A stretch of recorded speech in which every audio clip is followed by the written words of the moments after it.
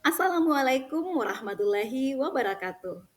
Bertemu lagi dengan saya Rahmil Humera. Hari ini kita akan belajar IPAS yang membahas tentang pemanfaatan bunyi dalam kehidupan sehari-hari. Nah, siapa yang suka menyanyi? Yang suka menyanyi ketika mendengarkan suara musik, maka akan muncul keinginan untuk ikut bersenandung ya. Begitupun ketika bel pembelajaran dimulai, maka semuanya akan bersiap-siap untuk belajar. Nah, ini salah satu contoh yang membuktikan bahwa ternyata bunyi ini sangat penting dalam kehidupan sehari-hari. Nah, oleh karena itu, hari ini kita akan membahas lebih jauh tentang manfaat bunyi dalam kehidupan sehari-hari. Namun, sebelumnya mari kita terlebih dahulu memahami jenis-jenis bunyi. Jenis bunyi yang pertama yaitu bunyi audiosonik, di mana bunyi ini tentunya dapat didengarkan oleh manusia karena frekuensinya berada di antara 20 Hz sampai 20.000 Hz. Kemudian yang kedua yaitu infrasonik, frekuensinya berada di bawah 20 Hz.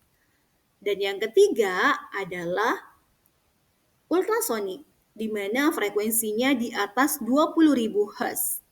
Dari ketiga bunyi ini, tentunya tidak semuanya dapat didengarkan oleh manusia.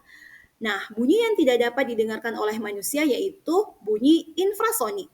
Bunyi ini biasanya ada ketika terjadi gempa bumi. Nah, getaran di dalam tanah itu tidak dapat kita dengar karena itu merupakan bunyi infrasonik. Nah, begitupun pada gajah.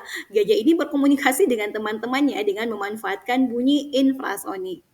Dan masih banyak lagi hewan-hewan lainnya yang berkomunikasi dengan menggunakan infrasonik. Nah, kemudian yang kedua adalah bunyi ultrasonik. Nah, bunyi ini biasanya dimanfaatkan oleh kelelawar, lumba-lumba, maupun anjing untuk berkomunikasi dengan kawanannya. Ataupun misalnya kelelawar bagaimana dia untuk mendapatkan makanan, maka dia memanfaatkan bunyi ultrasonik. Nah, selanjutnya yaitu manfaat bunyi. Apa sih manfaat bunyi dalam kehidupan sehari-hari? Yaitu tadi di awal sudah dijelaskan bahwa bunyi ini bisa membantu kita mendengarkan apa yang ada di lingkungan sekitar kita, misalnya orang yang bernyanyi, ibu guru atau bapak guru yang menjelaskan di depan kelas, kemudian hewan-hewan berkomunikasi dengan kawanannya, tentu juga dengan menggunakan memanfaatkan bunyi. Nah, kemudian yang kedua adalah navigasi.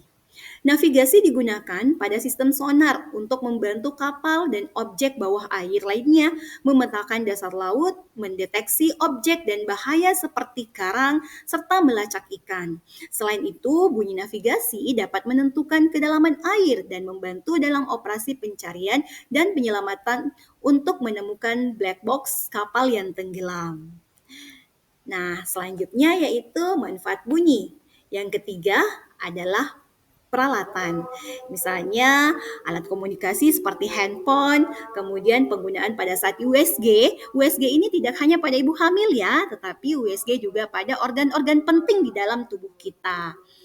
Nah, kemudian mengingat begitu pentingnya bunyi dalam kehidupan sehari-hari, maka kita dituntut untuk bijak dalam memanfaatkan bunyi. Apa saja yang harus kita lakukan? Yang pertama yaitu bersyukur karena dapat mendengar sehingga hidup kita lebih indah. Kemudian yang kedua adalah gunakanlah pita suara untuk mengucapkan hal-hal yang bermanfaat serta gunakan telinga untuk mendengarkan hal-hal yang positif. Dan yang ketiga adalah jaga telinga agar tidak rusak dengan cara tidak berteriak dan mendengarkan musik yang kencang-kencang, serta berbanyak konsumsi air minum yang cukup.